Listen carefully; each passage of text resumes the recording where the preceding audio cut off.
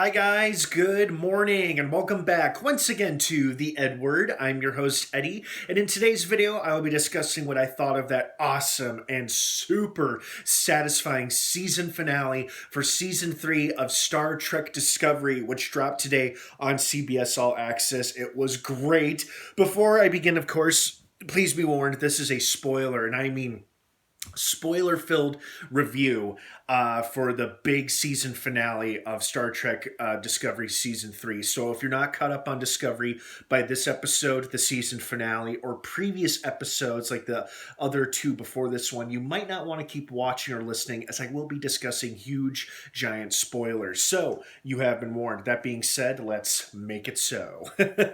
Oh man, what a great episode this was. It was exciting, action-packed, emotional. It brought about a great sense of closure, like it really did. I think it did a great job wrapping up the main storyline of this season, which was what caused the burn and why. And it did. They answered that for us. So Sukal, when he was a boy, witnessing his mother's demise would be traumatic for any child, and it's no exception. He was no exception, except unfortunately, he somehow. This is where it was a little confusing, but what was clear is that because he was on this planet made of dilithium or full of dilithium, and he was somehow attached or connected to it, his emotional reaction caused a chain reaction which affected dilithium, and what of course caused the burn, and it severely weakened most of the galaxy in terms of warp core travel and shortage of dilithium and whatnot. So at least it gave us the answer as to how the burn happened and why. Is it the most ideal answer? Maybe, maybe not. I was personally satisfied with it. I was just glad we got an official why and how our questions why and how answered. I also loved the taking back of the ship. I love that our main villain and her right hand man, pun intended, were both killed. I absolutely loved the part where Book was fighting the disfigured hand guy and the other henchman in that lift thing, and then the creep says to him, "Who's going to make more of a splatter, you or your cat?" And then Book, of course, proceeds to kick him out of the lift. And you guys know me. I think I've said it before on this channel. I do love it when a villain absolutely falls to their death, like a great plunge or fall to their death. Except this guy wasn't like just a straight fall backwards. It was, but then he hits something, his body is sent spinning, and then he proceeds to go splat somewhere down below in the guts of the ship. And I was like, yes! And of course, it's followed by Book saying, "She's a queen!" referring to Grudge the cat, which was awesome and hilarious. I loved that. I also loved how they gave us a heroine versus villain fight, which was Michael versus Osira. And then, of course, subsequently, while that was happening, it was Book versus Osira's nasty right-hand man, which led to Book kicking him out of that ship thing and him falling to his death, which, again, super satisfying and super funny line about Grudge the cat.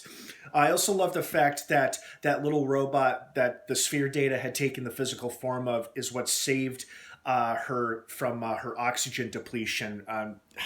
Damn it, I can't remember her name. But I was pleased that she didn't die, because I was like, no, not her. She's so cool and nice, and she gets along with the whole crew. And I was like, shit, they really gonna, I thought to myself, wow, are they gonna kill off a major character in the season finale?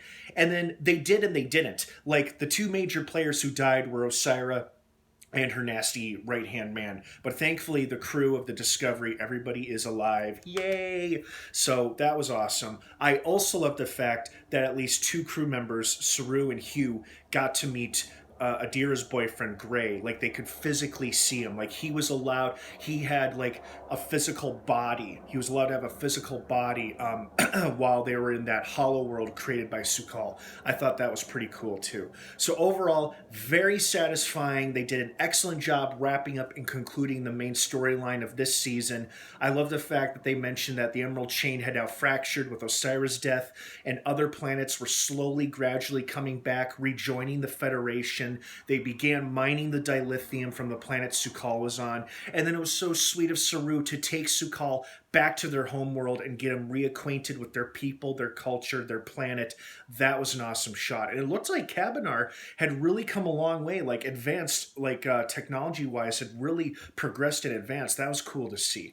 And then, of course, Michael becoming captain was just icing on the cake as well. I love the fact that that admiral realized that her way of doing things actually got results and was better than what they were trying beforehand, way before Discovery entered the future. And now they have wiped the slate clean, so to speak. So now we have brand new stories and adventures to look forward to in season 4, which will most likely see the continuing mission to go out there, find Federation and non-Federation planets, get them dilithium, and bring everybody back into the collective fold. So overall, excellent season finale, very satisfying. I really enjoyed it, as I hope you guys did too. What did you think of it? I want to hear your thoughts and your opinions down below in the comments section. Thank you so much for watching. Star Trek Discovery Season 4 has no release date yet, and due to the ongoing pandemic, who knows when we'll actually get it, but it is coming and we will see it eventually. Have a great rest of your day, everybody. Thanks for watching, and of course, until next time, live long and prosper.